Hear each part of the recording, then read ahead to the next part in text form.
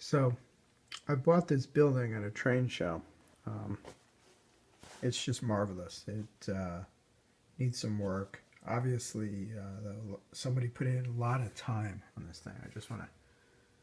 The weathering on this thing is like superb, and there's some missing pieces and things. I'm going to try and fix it up, and maybe I can even find a picture of what it's supposed to look like, because there's some missing pieces and things. But really,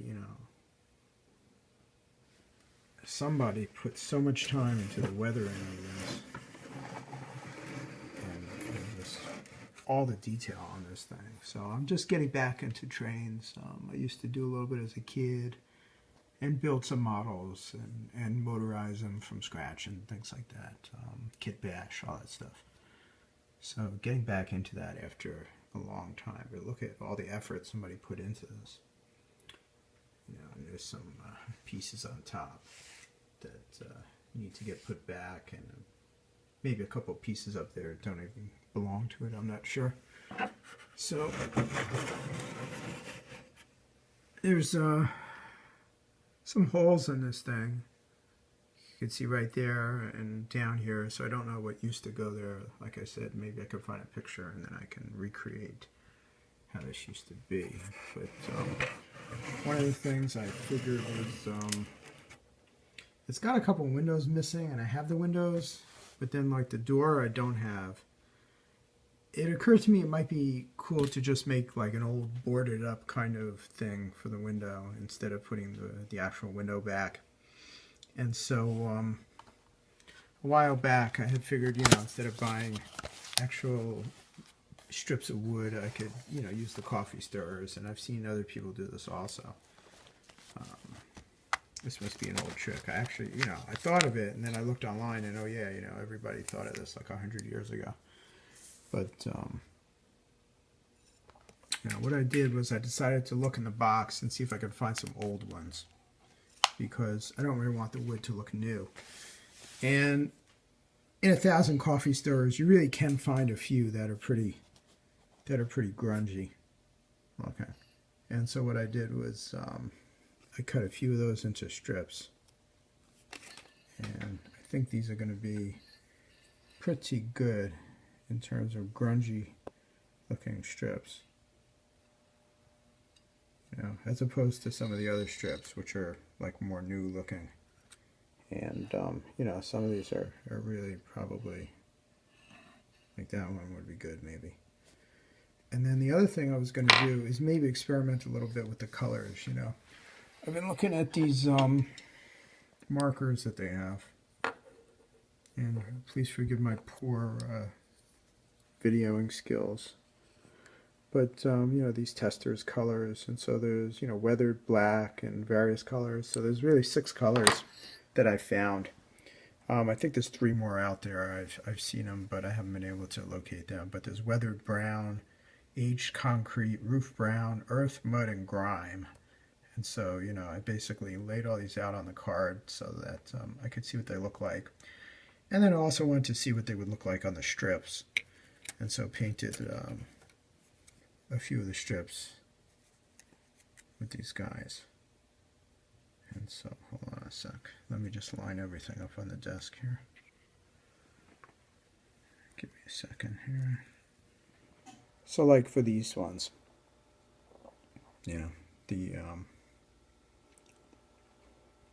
the roof brown, the earth, and the weathered black look like that. And they definitely look more weathered than the untreated coffee strip. But like I said, you can usually find a few coffee strips in there that are looking pretty grungy. And so if I compare the one that I found, which I didn't even age, there it is. I mean, that's also pretty good. So I may just go with that, because I think I can cut enough boards from that one to really block up the whole thing. And I think I'm going to put the window back. Here's the window. I think I'm going to put the window back where it goes. Yeah, as near as I could tell, it goes in there. But I think I'm going to board up the door and just make this look like an old, factory that's abandoned and nobody's using it anymore. So let's see how that goes. So originally I was going to use the earth as the color for the wood, the aged wood, but I decided to go with the roof brown because actually, if you look at these guys against the structure, it just looks like, this is just a little bit too light, really. Even though it's darker than the actual wood, it's just not enough. But something like this really looks like a nice, grungy, boarded up piece of wood. So took a few strips and cut them and glued them a little bit together to make them easier to handle. And so the object is just, we're going to board up a few of these entrances, maybe these openings, and make it look a lot more like an abandoned factory, maybe. So one thing also that I like to do, you can see here I've just basically glued this together on the back to hold it together. And I actually like this thing. I saw this on TV and I figured I'd order it. And basically it's got a plastic kind of a monomer that comes out the tip, and then you hit it with the UV light and it cures it in like literally 2 seconds.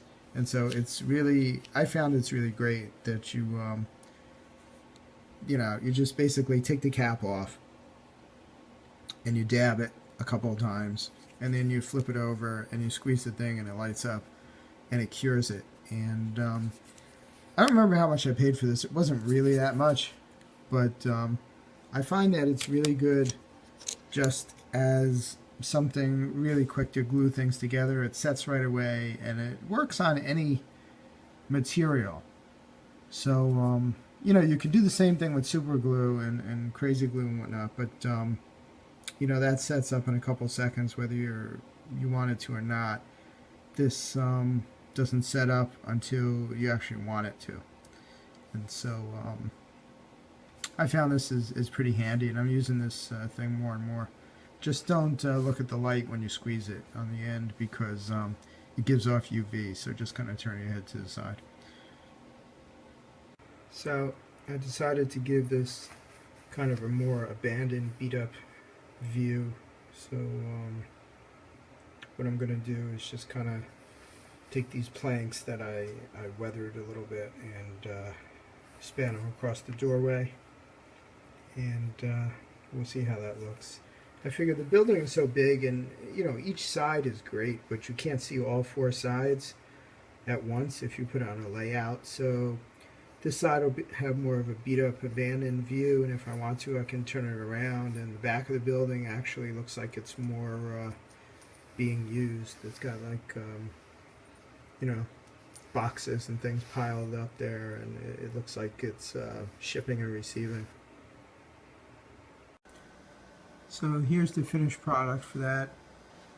I think it came out pretty well. I decided to stagger some boards at the bottom and make it look like maybe somebody had got inside there and was living, or kids were playing around there or something. So I like the small opening.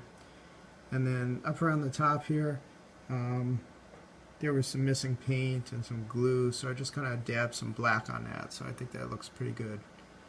I noticed some other things up top here. It seems like the paint is curling and just kind of like peeling up on some of these things here.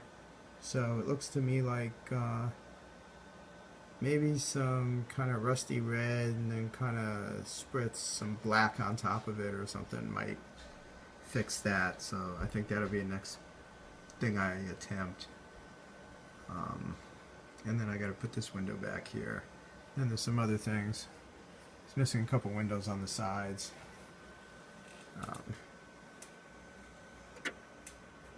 Over there. Where is it?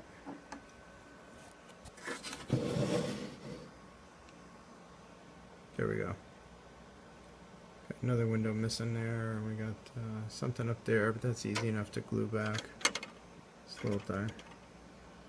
So, the repairs continue. So I'm not sure how these windows were really held in, but if I'm going to glue them back, I got to scrape off some of this paint or something here. So I'm just going to kind of take the blade here and see if I can't kind of just free up a little spot or two on either side here. And so then this can be where I put the glue to hold these things in. So I'm just going to kind of gently go back and forth here. Just want to get through the paint, or layers of paint.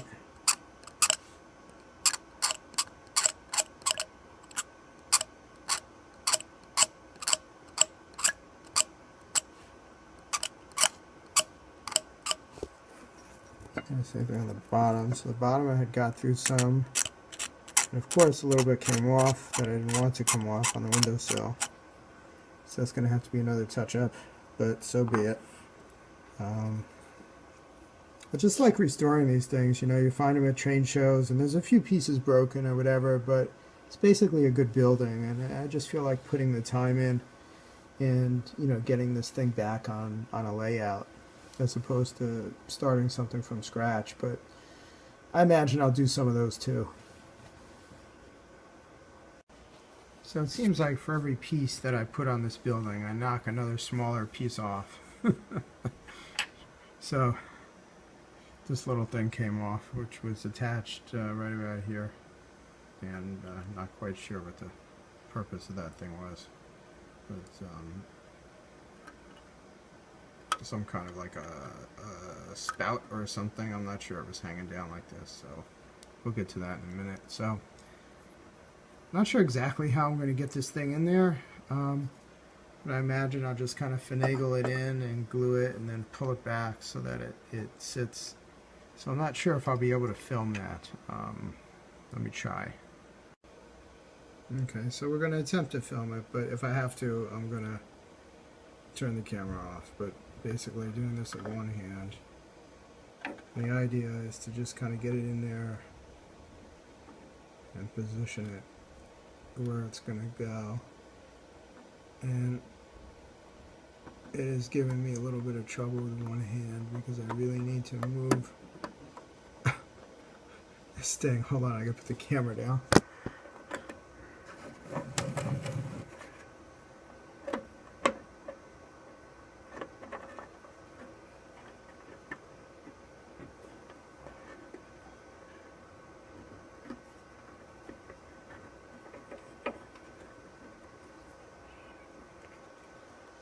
Alright, so really like, I like this. Of course, it's not going quite right because I have to hold the camera and get the piece in. So you know what, I'm just going to focus on getting the piece in. So it's basically in, but I think what I'm going to do is I'm going to put a little bit of that other glue, that UV Cure glue at the bottom, because it's obvious I'm going to have to put a little touch of paint here anyway, so that glue will get covered up by the paint. It's not really glue, it's kind of liquid plastic. So let me see if I can demonstrate how to do that, because right now I just have the regular modeling glue, and so that's going to take a little time to dry, and I want to just kind of set it in place permanently real quick here. So this is the stuff that I'm going to use, and it's actually coming out a little bit now, so I may have to wipe this off for a second.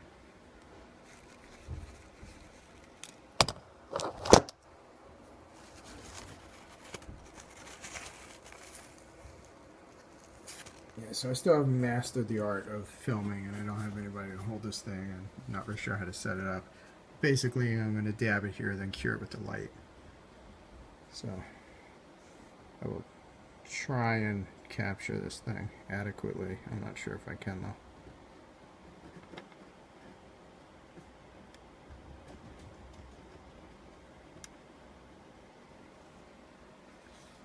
So I just put a little bit of it on there, and what I'm I'm going to do now is just really quick put the cap back on it, because I find that, you know, you don't want the tip to clog, because even like the ambient light can clear this stuff. Then basically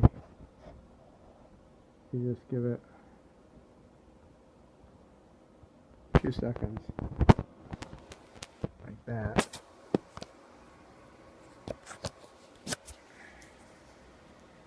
I'm going to try not to look now.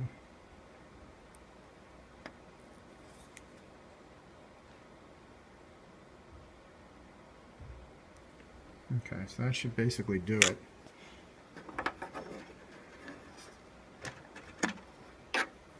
And the moment of truth here. Yeah, so it's in there pretty good now. So there's probably some play up here because I only do one corner, but still, you can see why I like this stuff. It's like 2 seconds and bam, you're done. And you can see where I put it.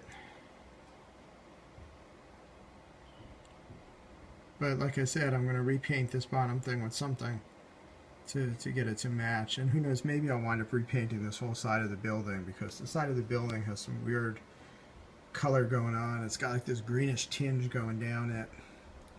But I don't know, maybe that's supposed to be like some kind of chemical stains or something, because you got these chemical tanks in the back of the building here. I'm not really sure. So